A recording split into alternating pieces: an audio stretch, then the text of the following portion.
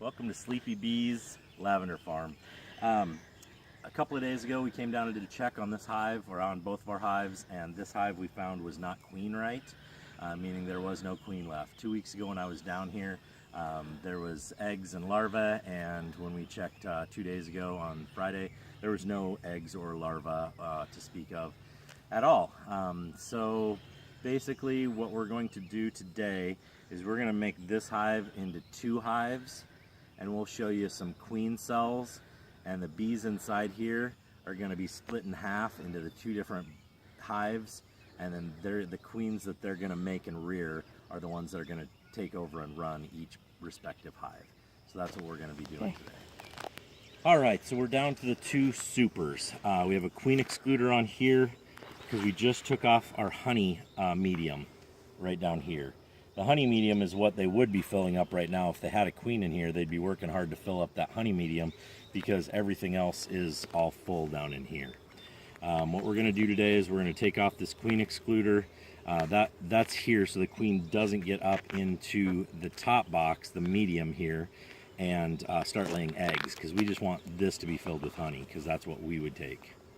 What I want to do now is separate the top box from the bottom box, and I'm going to put the top box over on that screen bottom board. We had to buy a new screen bottom board so to set up the 3rd hive. But what I'm going to do is I'm going to put that over there so I get some of these bees over there, and I can judge how many bees are in the top box versus how many bees are in the bottom box. Because I want them to do is I want them to be even. I want them to have half bees in that colony and half bees in the other colony. At that point, we'll have to change out some frames from this box to the lower box to let them have enough bees in each box.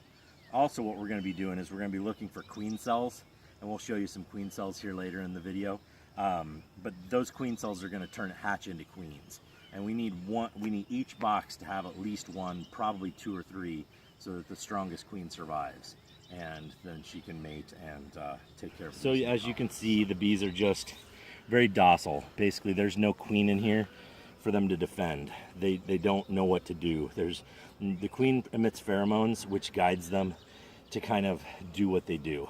She doesn't control them, but she just kind of guides them. She gives them a signal here and there to tell them what to do. And right now, they're not being told what to do at all. So they're doing what comes natural to them. They're kind of staying in their hive, protecting their honey. Some of them are still going out and getting honey and water to make sure all the brood inside lives. But what we need, and they're rearing queens. They know they need a queen, and they're rearing one. And so we'll get in here shortly, and we'll show you what that looks like. All right, so right now it looks like there's a lot more bees in this one than there is in that one. So I'm going to take a couple of frames from this one and put it in that one. But I'm making sure that I have queen cells in both boxes, and I'm making sure I have enough brood and bees in both boxes. So right now I'm just going to take out one cell here, or one frame here, to be able to see what I can do. And this, I'm going to shake these down in. Okay, so they'll fly. It's not unusual, but they'll fly. All right, so I just needed to do that to kind of not have so many on this one here and get them back in their house. Got stung for my first time the other day, so now I feel like I'm strong enough to do this without anything. But all right, so we've got tons of bees, tons of honey.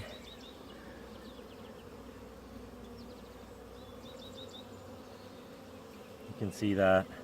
Lots of bees, lots of honey. There's no space for brood even in that. So we're definitely leaving this one in here. I'm going to take out the next frame. That has a lot of brood on it and honey. So that's one that has capped brood on it. The inside here, this stuff in here is capped brood right there, and this out here is honey and nectar and pollen, and that's what they feed them.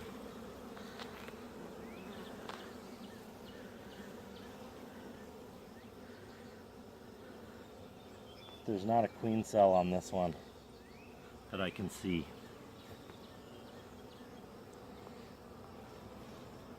So we'll leave that in here too for now.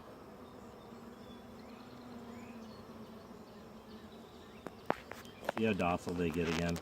They all swarmed up when I was, not swarmed up, but they all came up and was just saying, hey, you know, what are you doing? We don't really love you in our house right now, but then they're just so docile they get back to doing nothing. Now this one here is all capped brood.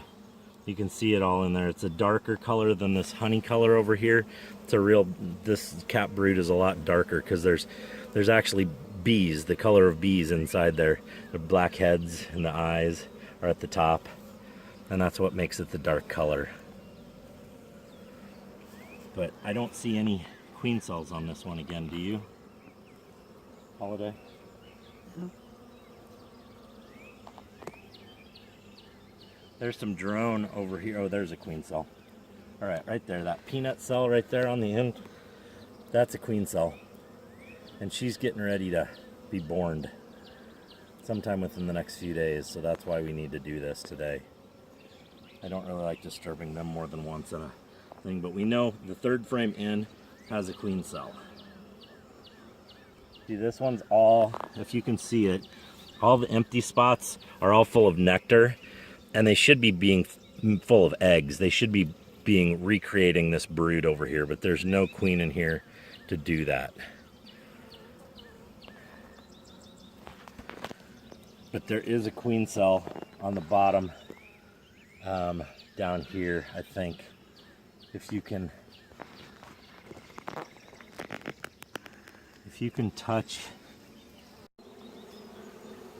So this frame has a ton of them. We're in the second box right now. This frame has a ton of queen cells. Holly will show you there on that side.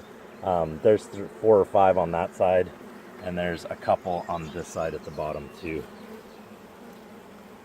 So this box knows it needs a queen really badly. So we're gonna leave this one in here, and we're gonna take a couple of others and transfer them to the other side over there. This is just honey again. All right, so there's lots of bees, but there's not a lot of brood in this box. So I am going to take number 6, which is this one right here. It has a lot of empty stuff on it. Little frames with no brood on it at all. Some nectar. Empty, empty, empty. There's a lot of empty on this. So I'm going to take this and replace it for a full frame of brood from the first box.